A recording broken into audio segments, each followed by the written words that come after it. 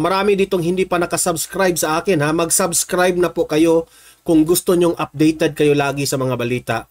At when you subscribe Donmar TV, ma-notify ang inyong mga cellphones kung meron tayong live, meron tayong breaking news. Okay? Sabay-sabay tayong mag-subscribe. Donmar TV. 1, 2, 3, go! Ayan, nakasubscribe na lahat. Ipapakita ko sa inyo una itong audio recording na hindi po natin narinig sa hearing kahapon. So, may hindi po tayo naririnig na kinover po ng ilang mga media. Okay, so ipapakita natin ito. Okay, ito yung nangyari kahapon eh. Ito, play natin. Play. Mr. Farda, can you certify to the correct... Ito yung nagalit po si VP Sara dito. Kasi tanong sila ng tanong dito kay Fajarda na hindi naman nila binigyan ng copy kung anong tinatanong nila. Yan nga ang reklamo ni former President Duterte kung matatandaan nyo, di ba? Paano kayo mag-i-investigate? Hindi nyo ako binigyan ng copies. Ganyan sila. Meron silang mga dokumento na babasahin, mga kuno, di umano, mga ebidensya. Tapos hindi ka bibigyan ng copy. So ikaw, na tinatanong, talagang mawawala ka. Talagang hindi mo alam paano mo sasagutin. Diba? So magmukha ka tuloy na guilty. So pumalag po dito si VP Sara. Okay? Eto. Of the liquidation reports on the use of the debt and consolidation funds, and in fact issues the corresponding certification. Mr. Chair, wala kami dito, walang mga point of order para sa amin. How can you ask a resource person without giving his copy? Yun ang ini-insist ni VP Sara. Tapos babarahin na siya ng mga convicted congressman diyan. Babarahin siya. Nag-point of order si VP Sara. They cannot have point of order kasi resource person naman sila. Pumunta si VP Sara dyan para kampihan itong kanyang mga tauhan dyan. Okay? Tapos, nakikita po ni VP Sara na hindi po maganda ang setup ng kanilang hearing. Magtatanong sila ng question tapos hindi bibigyan ng copies. Very unfair. Yun ang reklamo ni VP Sara. Tapos, si VP Sara, inireklamo niya, pero babarahin siya. Di ba? Tuloy, natakot silang lahat kasi talagang pumunta talaga si VP Sara sa chairman na si Jackie Chan, si Chihuahua. Pinuntahan talaga niya. Itong si Dan Fernandez, kita nyo mamaya, napahiya. Play. Correct. Point of order. What's the point of order of the Honorable... Yes, Mr. Chair, Representative Ako is asking our resource person, why is it that the Vice President is batting? Yes, ma'am.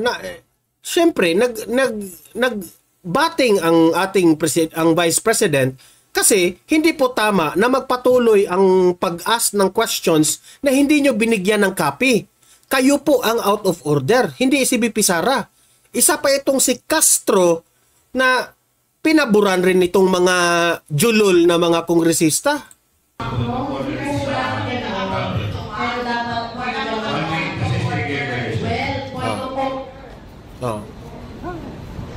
Ayan, so break ng session ha. Sinuspend yung session. Ito yung hindi natin narinig. Kasi yung pinakita sa media inoff nila yung mga microphone. Dito, talagang maririnig natin itong mga pinagsasabi nila. Eto.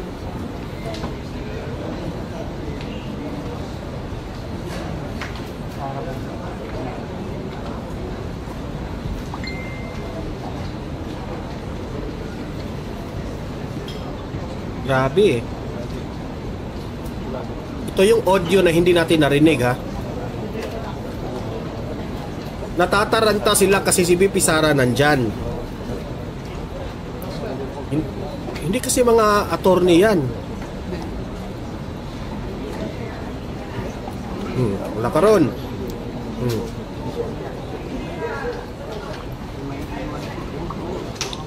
Diyan, si VP Sara, nilapitan niya si Congressman Chua. The purpose diyan, kasi ayaw ni VP Sara na sisigaw siya kasi malayo yung chairman. So nilapitan niya. Natataranta itong ibang mga kongresista nung lumapit na si VP Sara. Itong si Dan Fernandez lumapit, sinabihan siya, I'm not talking to you. I'm talking to the chairman. Oh. Di napahiya.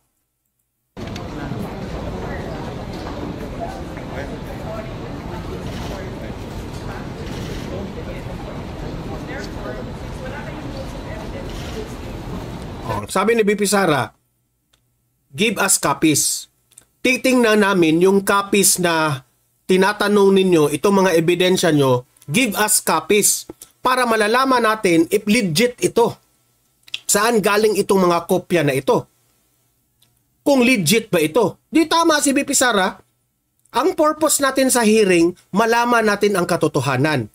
Why question a resource person na hindi nila alam kung ano yung mga tinatanong o saan galing yung mga dokumento dyan. Sasabihin lang ni Akop, ito yung dokumento nyo, bla bla bla, bla bla bla bla bla bla. So syempre, yung tinatanungan mo, saan galing yun? Hindi na namin nakita. So VP Sara wants a copy. Ha? Bigyan natin ng copy para fair naman. Di ba? Nilapitan ni VP Sara dyan eh. Takot na silang lahat.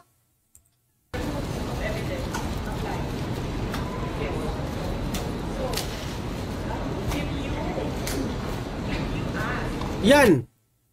Si VP Sara mismo ang lumapit sa kanila ha. Sila para silang natataranta. Yan ba ay guilty? Yan ba ang nangkukurap sa ating gobyerno? Kung kurap yan si VP Sara, hindi yan lalapit sa inyo. Na ganyan ka lapit. Ha? Hindi yan lalapit sa inyo. She knows malinis ang konsensya niya. That's why she is not afraid to face in front of you kayong mga julul na mga kongresista dyan.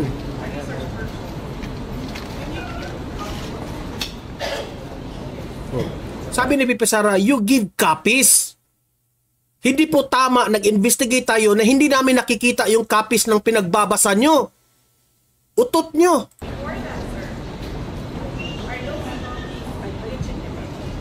Are those copies, sabi ni VP Sara ha, kasi mahina yung audio, are those copies legitimate? Legit ba yung copy na yon? Kasi gusto makita ni VP Sara kung ito'y gawa-gawa nyo lang. E di syempre, scripted, hindi ayaw nilang ibigay.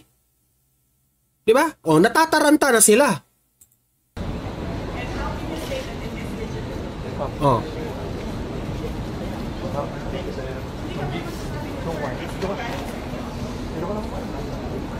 Natataranta sila. Si VP Sara nga is very respectful. Nilapitan niya. Marami kasing na-misinterpret ang si VP Sara ng mga dilawista. Itong mga supporter ng Dilaw at itong si Bongbong Marcos. Sabi nila, mayabang raw si VP Sara dahil lumapit. Hindi. Naging respectful nga kasi ayaw niyang sumigaw. Nilapitan niya para iiwasan natin na magsigaw-sigaw si VP Sara. Ang biyo-biyo nyo kasi. Oh. Yes, sir. But for Victory, yes, sir. But wala kayong rules of evidence. Ma'am, dito na kayo. Therefore, the rules of court apply. Hindi pwedeng lumapit na yung mayabang. No. Lumapit yung mayabang na dating bold star. O eto, tingnan nyo kung paano sinita ni VP Sara.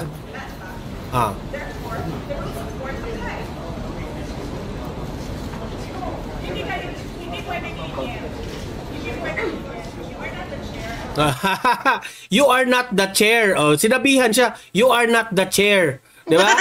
Oh, ba't ka punta-punta dyan? Yabang kasi. Hindi na insulto ka kay VP Sara, you are not the chair. Oh, kung maririnig nyo ang sinabi ni VP Sara dito. nakisali eh. No. You are not the chair. I'm talking to the chair. Ikaw, bida-bida ka rin eh. Sus, ang yabang mo, Dan Fernandez. Bida-bida ka rin eh. Oh. VP Sara is talking to the chairman. Ikaw, lumapit ka para ipagtanggol mo yung chairman. Bida-bida ka. Wala ka. Oh, dating bold star ka, yun lang ang nalalaman mo. Si VP Sara po, hindi siya magpapaapi dyan sa mga bold star na yan. Di ba? Ay, nako. Dati kang bold star eh. Tumatawa yung asawa ko rito. Oh. Later.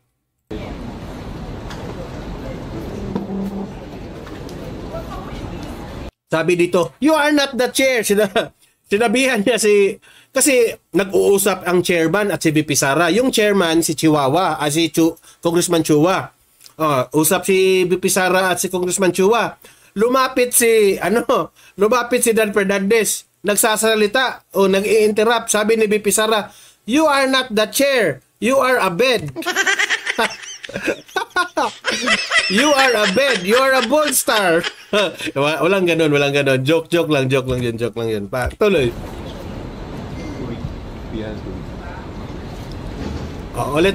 Ulit kung paano niya sinita si bold star. Wait. Ma'am, dito na kayo. Oh.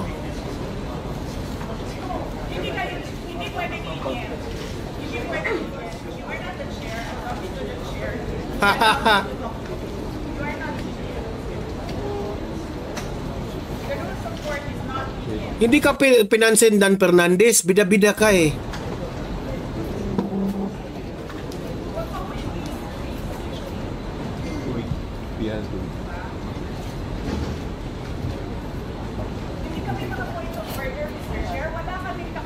Correct.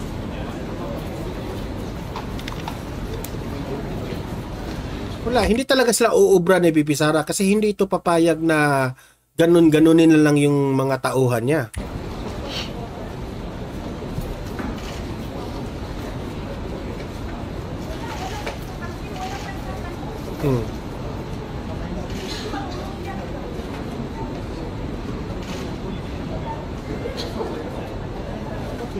Diba? It's very unfair. Tinanong nyo itong mga resource person galing dito sa Office of the Vice President without giving them any copies. Now, how can the hearing go smoothly if hindi nyo bibigyan ng mga copies ito?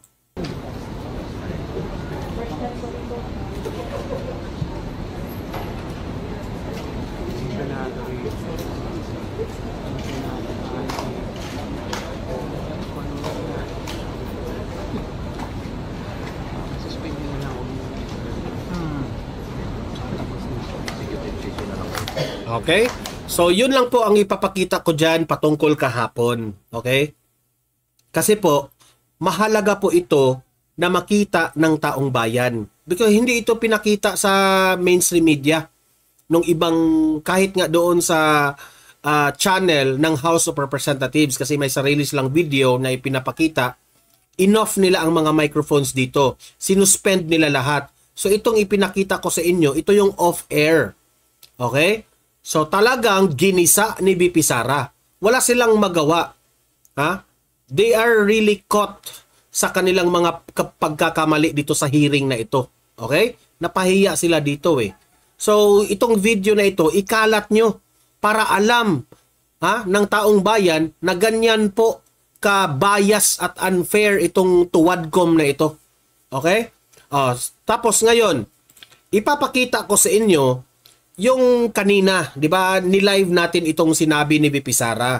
Sumagot na nga itong si VP Sara patungkol sa hakbang ginagawa nitong administrasyong Marcos na si VP Sara daw ay sabi nga nila, merong mga nagsasabi na binigay na raw yung supina. Tapos ipapatawag raw si VP Sara to answer some questions about sa mga sinasabi niya. Itong si VP Sara, may point. nagalit siya kasi wala naman akong sinabi na may hinire akong assassin, bla bla bla bla bla bla. Totoo naman eh. Sabi lang ni VP Sara, kapag ako'y magurgur, he will take revenge. Ipagurgurin niya itong mga tatlong mga bangag. Yan ang sabi niya. 'Di ba? Sabi niya, ano lang ha, yung konteksto lang ang kunin ninyo dito. Ipagurgur niya yung tatlo. Alam niyo na kung sino. Kapag siya raw ay magurgur. So ngayon, naalarma itong si Bongbong Marcos at ang kanyang mga security bla bla bla. Yung mga anong tawag doon? National security, anong tawag doon? Kalimutan ko yung banggitin yung it's a national threat raw. National threat, yun ang term. Okay? So, which is, sapul sila dito sa sagot ni VP Sara. Pakinggan natin si VP paano niya sinagot yan. Kasi gumawa na naman ng fake news itong administrasyong ito. Tungkol dyan sa assassin na yan. Play.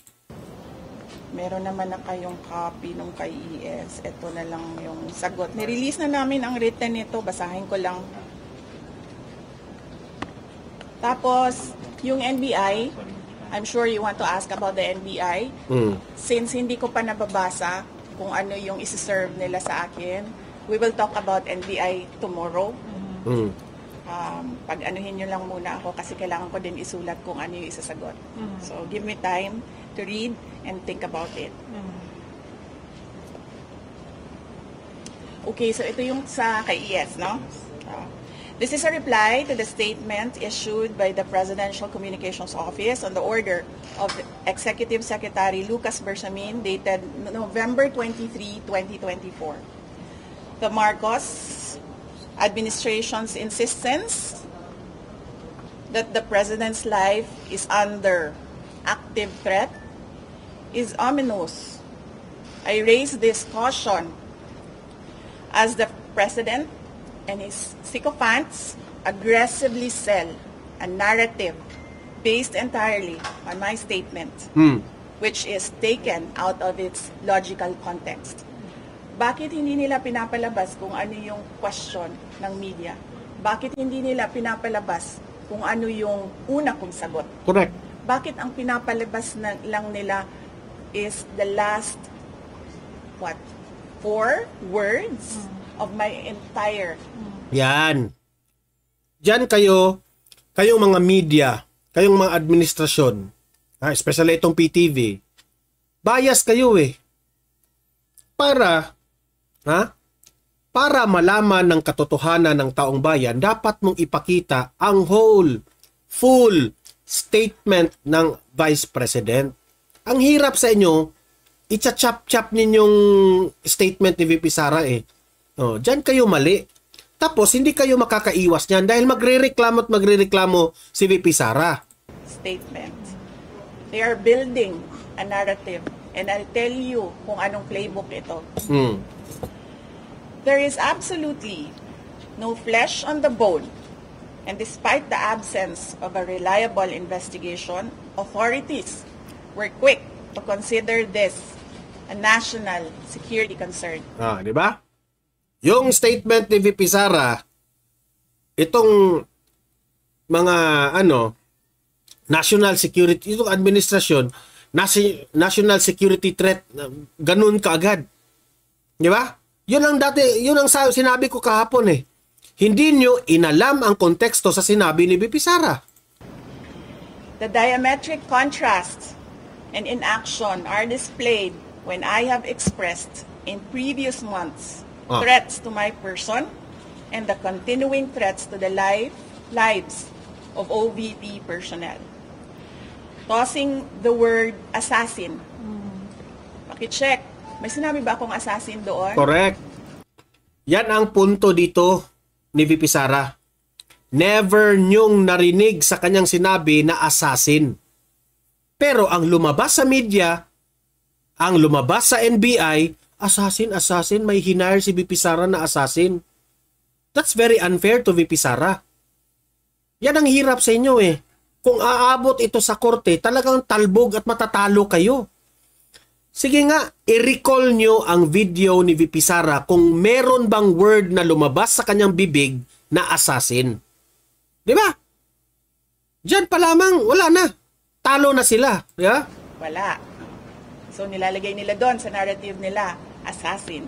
And nilalagay nila sa narrative nila, murder plot. No, di ba? Merong assassin, merong murder plot. May sinabi bang ganyan si VP Sara? Murder plot ka agad? Hindi naman yun murder plot eh. Magiging revenge lang nga. VP Sara will never assassinate the president o kung sino man na government official. She will never do that. She will never do that unless kung magurgur siya. Ha? At di mo alam sino ang sinabihan niya. Sabi niya, may tao na po akong sinabihan. Hindi naman yun, nakakasiguro ba kayo na yun ay hired assassin? Hindi naman siguro. Yan ang hirap sa inyo. Pinangunahan nyo si VP Sara. Matalino yan, mautak yan. Oh, di talbog na naman kayo. Into this issue, tossing the word assassin into this issue makes things even more terrifying Correct. for our country. Correct. Especially because I never used that term during my recent consternation against the Marcos administration's failure to serve the Filipinos while it masterfully persecutes political enemies. Common sense should be enough for us to understand and accept that the supposed conditional act of revenge does not constitute to an active threat. This is a plan without a flesh. Pag pinipilit mo siya na active threat siya, isipin ninyo ang buong mundo na nanonood. Ganito ba ang kapasidad ng mga Pilipino na mag-isip? Diba? At wala silang pakialam dyan. Correct. Pero ako, nahihiya ako na ganito ang kapasidad ng mga tao. Hindi mo yan, sa totoo lang VP Sara, ganyan na talaga ang kapasidad nila. Bangag eh. Sino ba namang hindi, hindi mo na maaasahan itong mga taong ito kasi bangag nga. Bangag. Talagang ganyan ang pag-iisip nila. Administrasyon. I am confident that an honest scrutiny would easily expose this narrative to be a farce, imagined, or nothing at all. So, may question kayo? You said you were taken out of context, and you also mentioned that they have a playbook. Yes. That they're going by. Yes. So, can you explain to us that context? Set it straight, Yes. and also explain to us that playbook that you're talking about. Okay, sige. So, the context is, what did I say? I was asked, do you know about the Roman... I'm sorry ha. I was asking for the transcription of all that I said. I did not get it before I came down. So I have a problem remembering the exact words. Yes. So there was a question about Romanov, and I said, well, this is the first time that I've heard of that. But I've been warned by 2 persons already. 2. Be careful. I forget now what the words were said, but I will review my notes and I will tell you what that one person said and how he said to be careful, and that one other person, what that other person said. So, tatlo na yon. One person warned me, another person warned me, and then I was asked during a press briefing by a media person if I know of these plans, if you can say the word, if that is the correct word to use here, plans. So I answered, I was asked Romanov, and then I answered, I was told by 2 people, this is the first time I've heard of Romanov, so that is the 3rd already. And I said, don't worry about my security. If they kill me, if I die, kapag pinatay ako, or kapag namatay ako, in the context of don't worry about my security. So this means pinatay ka. Diba? Kasi hindi ka naman mamamatay by heart attack in relation to your security. Diba? So, pag namatay ako, I already asked a person to take revenge against 3 individuals. So, my question now to the administration, is revenge from the grave a crime? Correct. So, but you already talked to her. Yun ang punto ni VP Sara dito, di ba? Is revenge from a grave a crime? Tanungin nyo yan. Sagutin nyo yan, administrasyon. Kasi alam ko itong administrasyon nito, hindi ito pipigil hanggat hindi ma-impeach si VP Sara. Hindi nila pipigilan ang mga Duterte hanggat hindi babagsak ang mga Duterte. Talagang anuhin nila ito. Kasi nga si Bongbong Marcos, di ba? Kung makita mo, si Bongbong Marcos at itong si Martin Romualdez kahapon nagpalabas ng statement. Ngayon, yung pagpalabas ng statement na yun, pinost ng ABS-CBN. Nag-post ng ABS-CBN and remember, yung ABS-CBN, ang audience ng ABS-CBN sa Facebook, hindi yan maka-Duterte. Ang mga followers ng ABS-CBN sa Facebook, hindi yan maka-Duterte. Dilaw yan. Pero, if mapapansin mo sa post ng ABS-CBN page na yung video mismo ni Duterte, ni Bongbong Marcos at ni Martin Romualdez, grabe. 150 yung nanood. At that time, I think that was 4-5 hours ago, 150 kaagad ang mga nanonood. Ang nag-react doon na tinawanan si Bongbong Marcos, halos 70,000 rin. Tapos yung hate, aabot rin ng mga 10,000. I did not get the numbers. Basta, in conclusion, wala talaga. Galit na lahat ng taong bayan kay Bongbong Marcos. Di ba? Dahil, ako nga mismo, nagva-vlog tayo doon sa statement ni Bongbong Marcos. Sablay Sablay ang kanyang statement. Ang hindi nila maiintindihan, si VP Sara ang unang may death threat. Diba?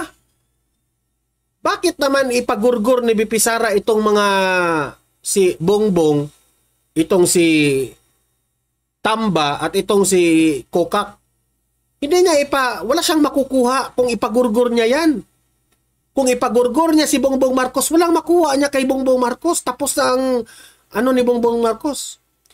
Kung si Martin Romualdez, kung ipagurgur ni VP Sara, wala rin siyang makuha ni Martin Romualdez. Kahit tatakbo si Martin Romualdez at may ibang tatakbo, hindi pa rin mananalo si Martin Romualdez. At itong si Kokak, bakit naman niya ipapagurgur si Kokak? Di ba? Na walang sense nga eh. Hindi niya pwedeng ipagurgur itong tatlo.